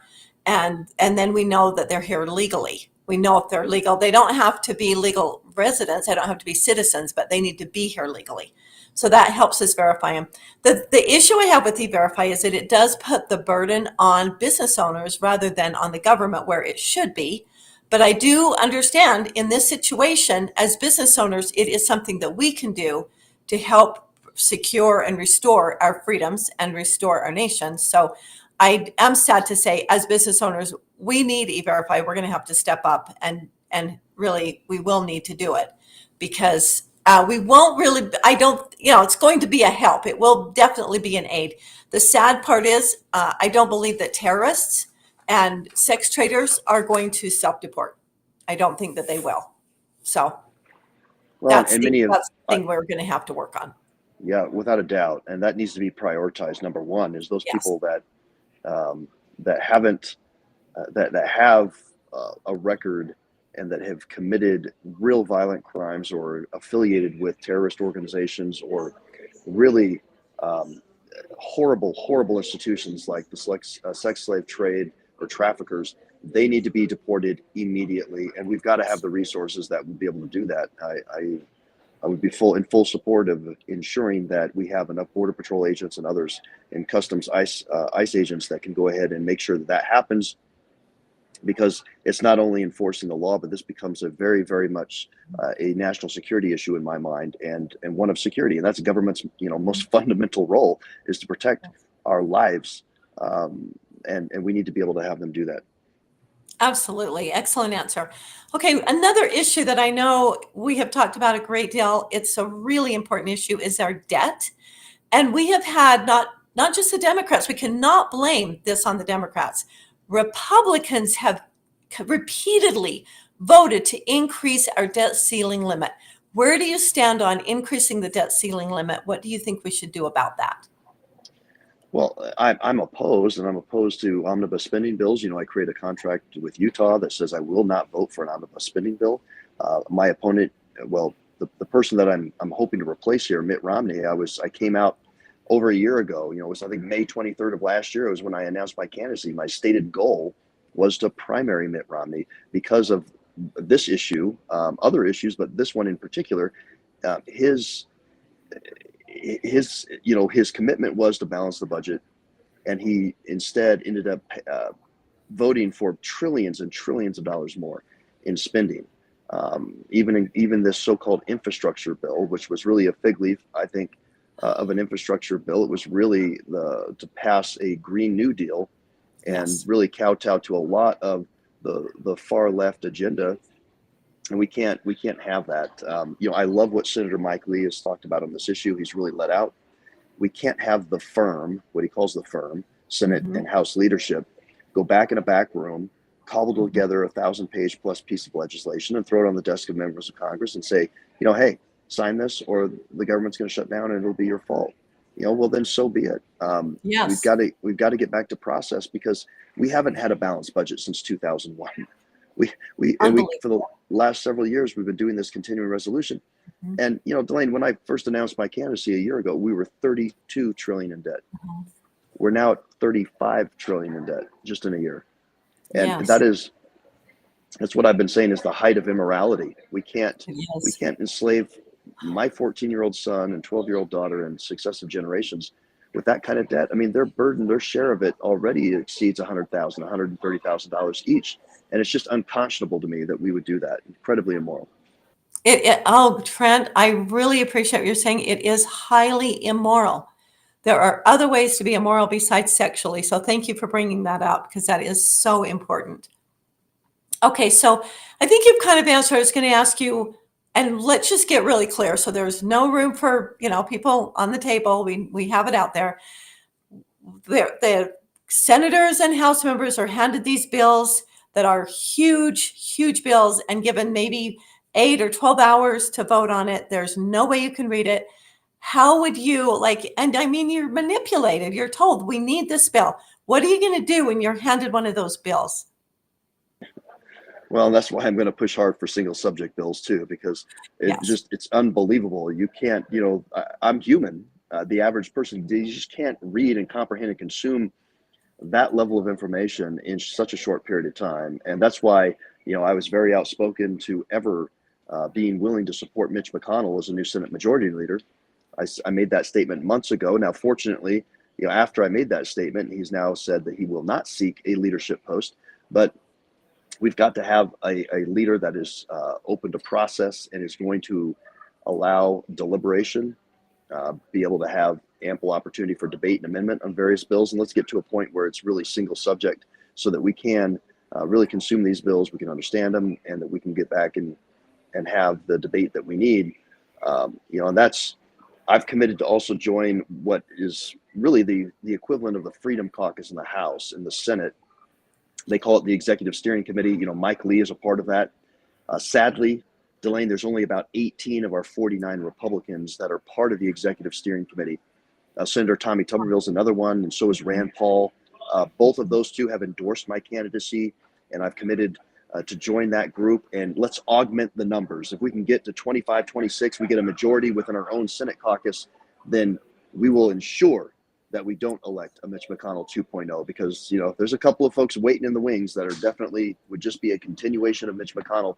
We can't have that. We can't have the firm. We need to bust it and get back to process, not just for the budget, but also for what the reasons that you're talking about here, which is getting to a point where we can actually have bills that are easily consumed and debated. That is so fantastic. And I think sometimes we don't realize how much power that you feel like you're only one of 100. You don't have a very strong voice, but really when you can unite like that and collaborate with each other, it is amazing. And people want leadership. They're looking for someone to lead out. And that is literally what Mike Lee has done and what the others that you stated. They're leading out, and it does give others permission. They don't have to be the first one, and they can come out and support. And I do think what we want to do here is elect not just one vote. We want to elect a voice. You've got to be more than one vote in the right direction, but a good leader can be a voice that can bring others on board. And, lucky for you, you won't have to bring Mike Lee on. He's already there. So, but you can impact other senators. Without a doubt. And yeah, Mike is fantastic.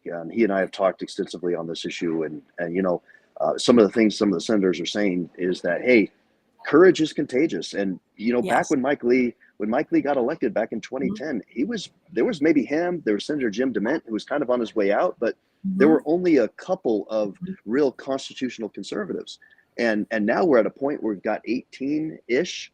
And many of those think, hey, we get close to a majority or definitely at the majority, we're going to get folks that are Republican, that are kind of more aligned with maybe the more moderate or rhino crowd that are going to come across our side. So we will definitely, I think it's very much in the realm of possibility.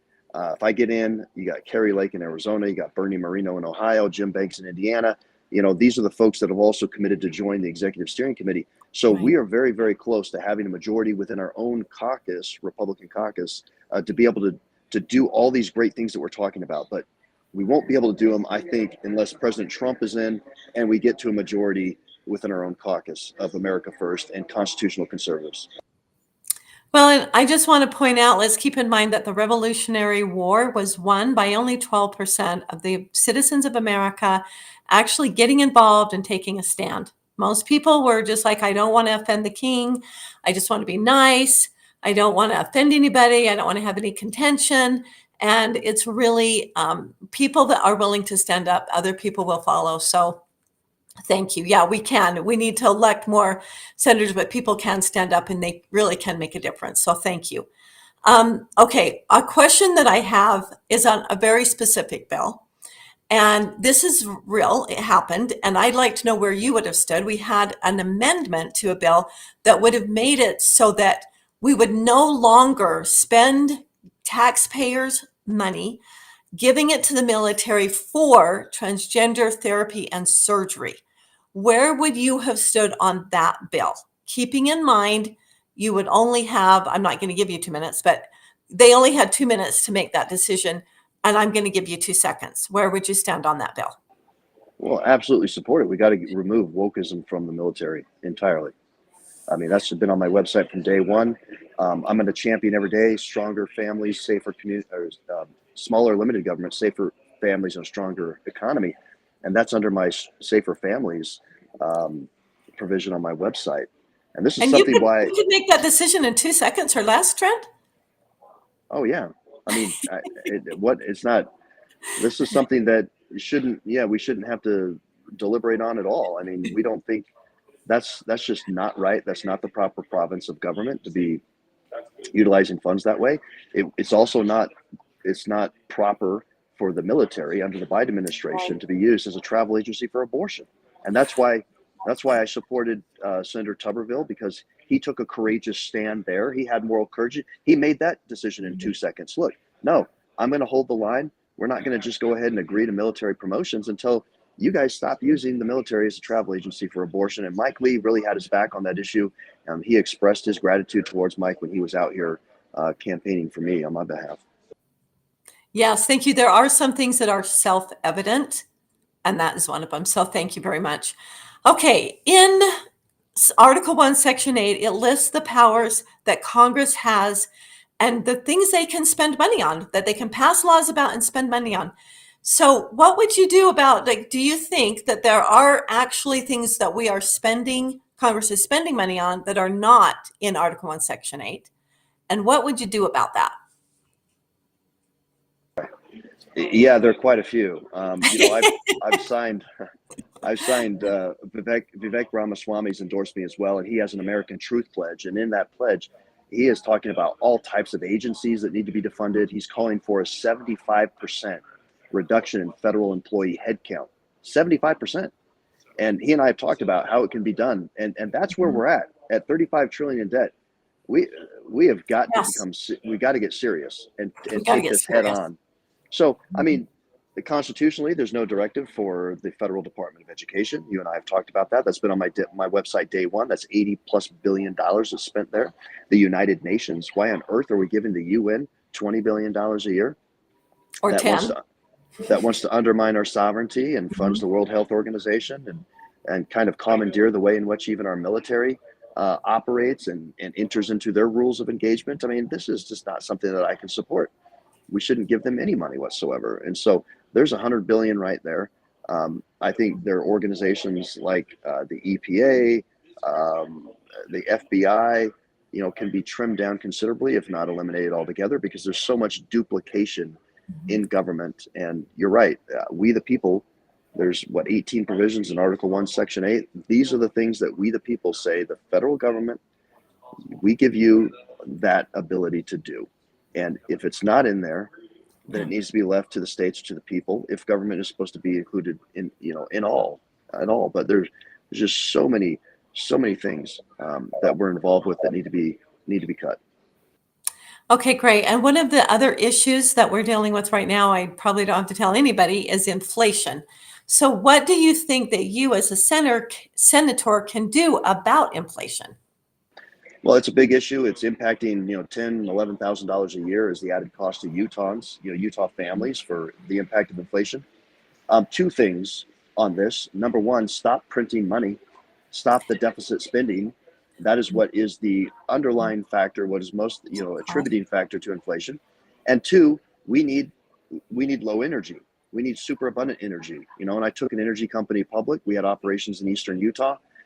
We have the ability. We did it under President Trump with sub $2 gallon gasoline. We should have super abundant energy resources because energy is really at the base of our economy, and it's costed in or factored into all the costs across our economy.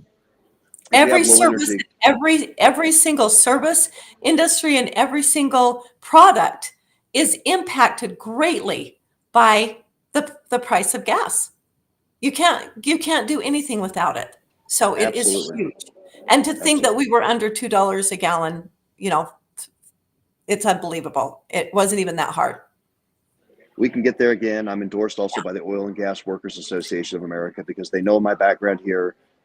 I want to serve on finance, small business and entrepreneurship, but also natural resources, which encompasses public lands as well. But we've got to be able to get there, and we can do it. We should be super abundant.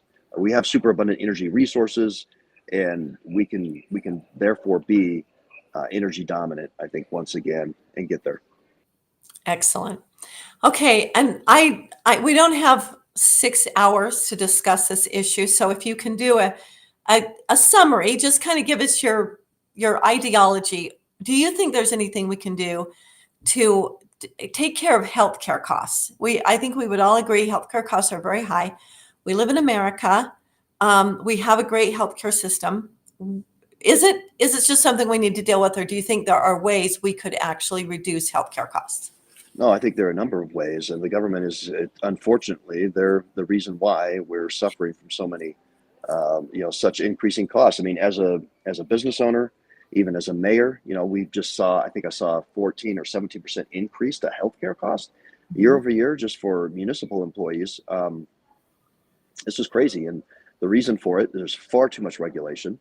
There's far too much in the minds of doctors. There's fear of being sued. So tort reform, I think, would go a long way because there's a lot of procedures and that are requested of the doctors because they're concerned about being sued. We talk about trying to inject more free market principles into healthcare, allowing, I know, other, not just focus specifically on the AMA and on big pharma, but I talk with many chiropractors that say they're working in conjunction with physicians can actually significantly reduce healthcare costs.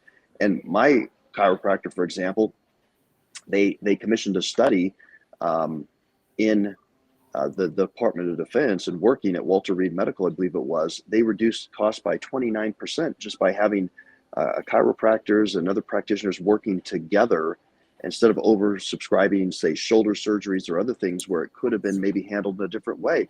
So those are a couple of things. I think we also, with respect to Medicare, I talked to a doctor who owns a private practice, and the reason why so many private practices and smaller doctor offices have been now aggregated to hospital networks is because the hospital lobbies are so powerful, Dalane, and they end up, the reimbursement rate for a hospital is significantly higher than it is for a private practice. And so I have, they say that's a huge reform. If you would just, if the government would ensure that even with Medicare, that you had what's called site neutral reimbursement. So whether you had a private practice or a smaller clinic or a large hospital, it's the same reimbursement amount. That would bring down our costs significantly. That's a great point. That's really awesome. Okay, fantastic. I'm going to ask you a question that you probably haven't been asked before, not very often. Do you feel that we have kind of lost a lot of the moral foundation of our nation? And do you think that has impacted our freedom? How important do you think it is to have a moral foundation in America? Well, the short answer is yes, we've lost a lot of it, sadly. We don't have enough people that I think they're advocating and recognizing the importance of it. It's incredibly important. I mean, our nation was founded on biblical principles, on Christianity. I firmly believe that. It's you can see it. It's embedded throughout our founding documents and legal landscape.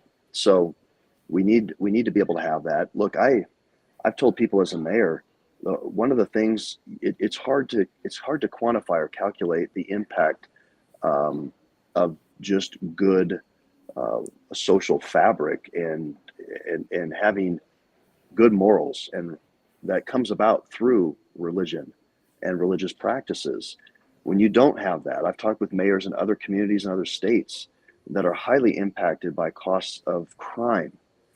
Fortunately, in my community, we're blessed with low crime, but I think that has a direct correlation with the level of values and integrity of a people. And, we know that our founders had even said, so there's costs there that I think are very, it's kind of a way to demonstrate or highlight how important that is. But we know that as a self-governing people, our founders told us that our Constitution was made only for a moral and religious people and is wholly unfit to the character of any other. And that's the truth.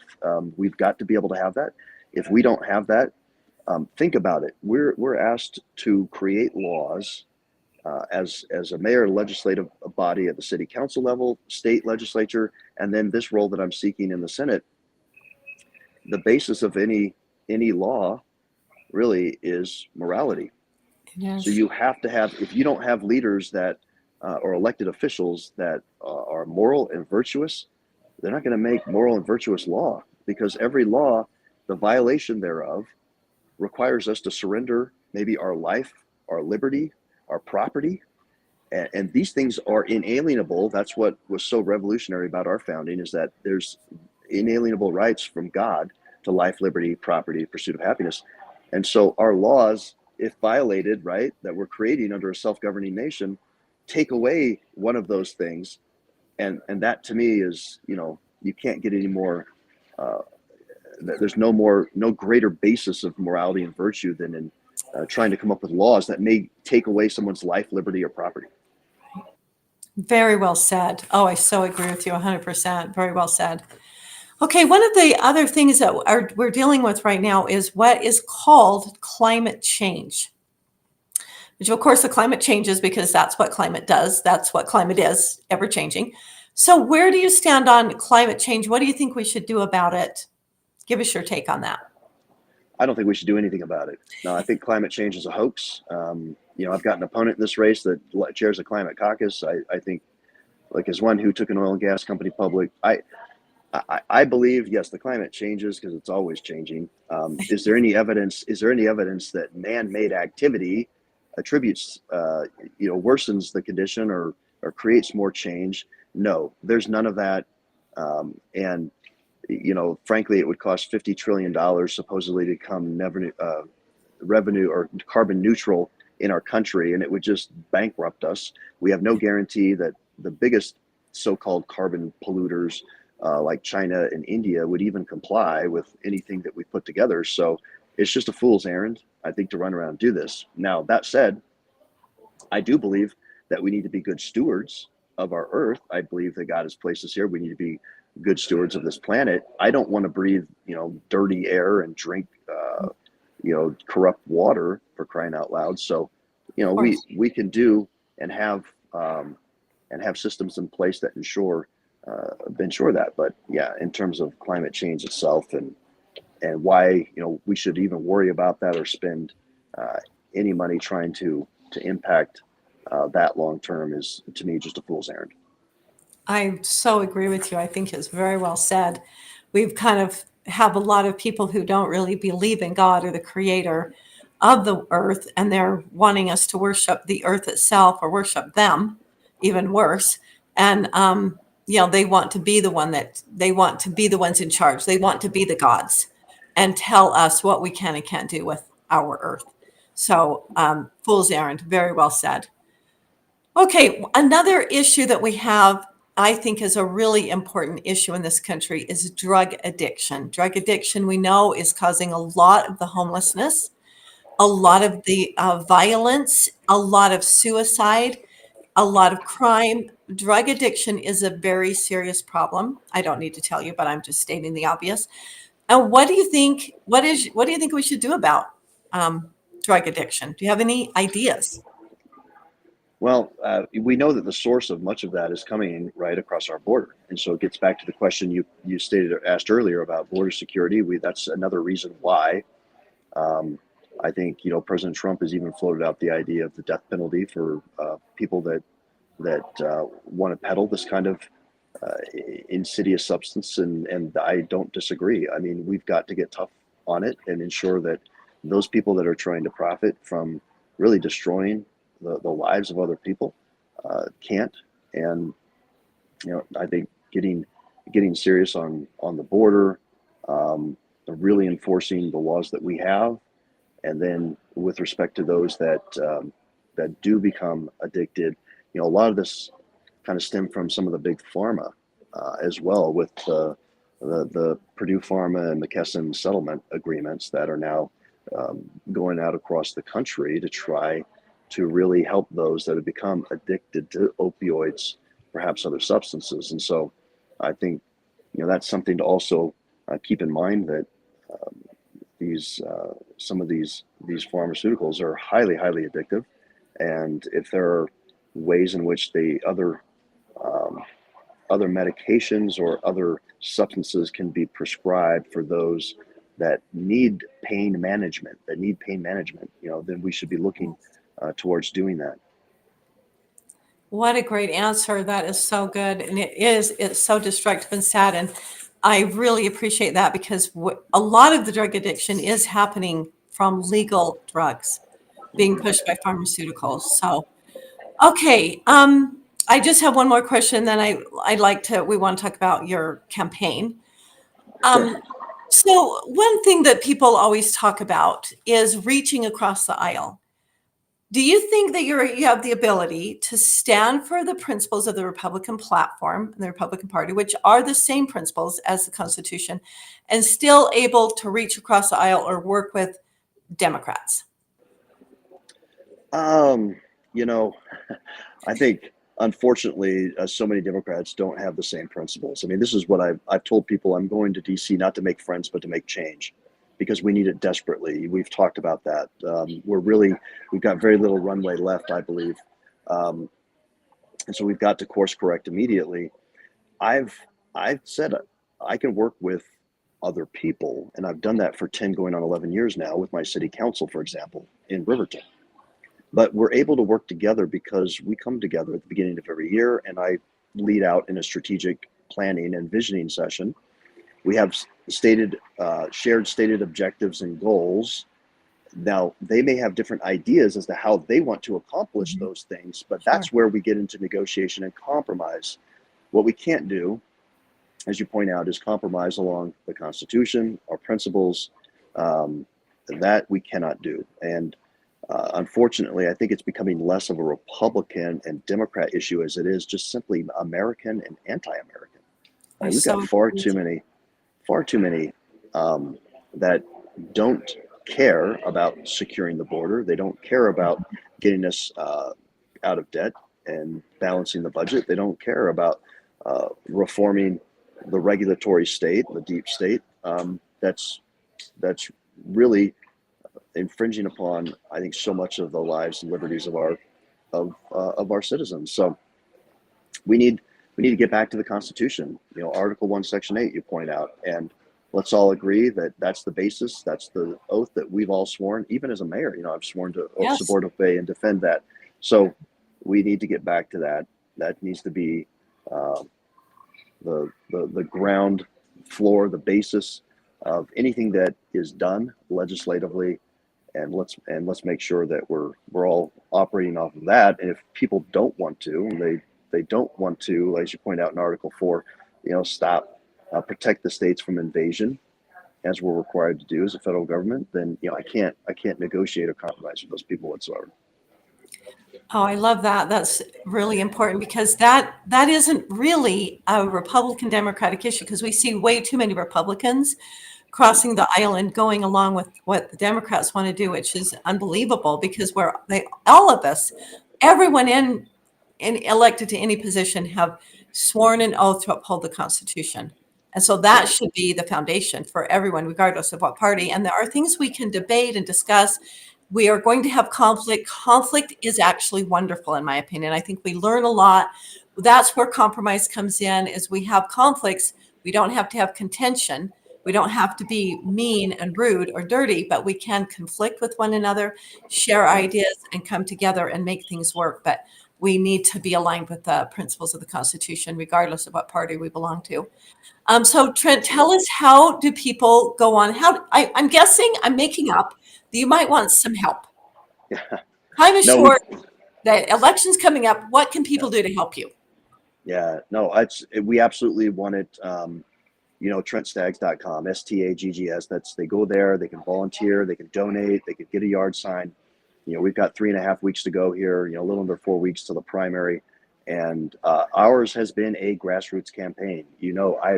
I haven't been able to fund my campaign with millions and millions of personal dollars like some of my opponents.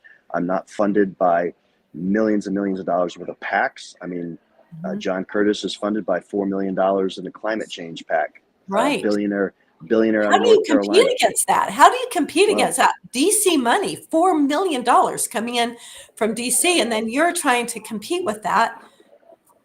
That's rough.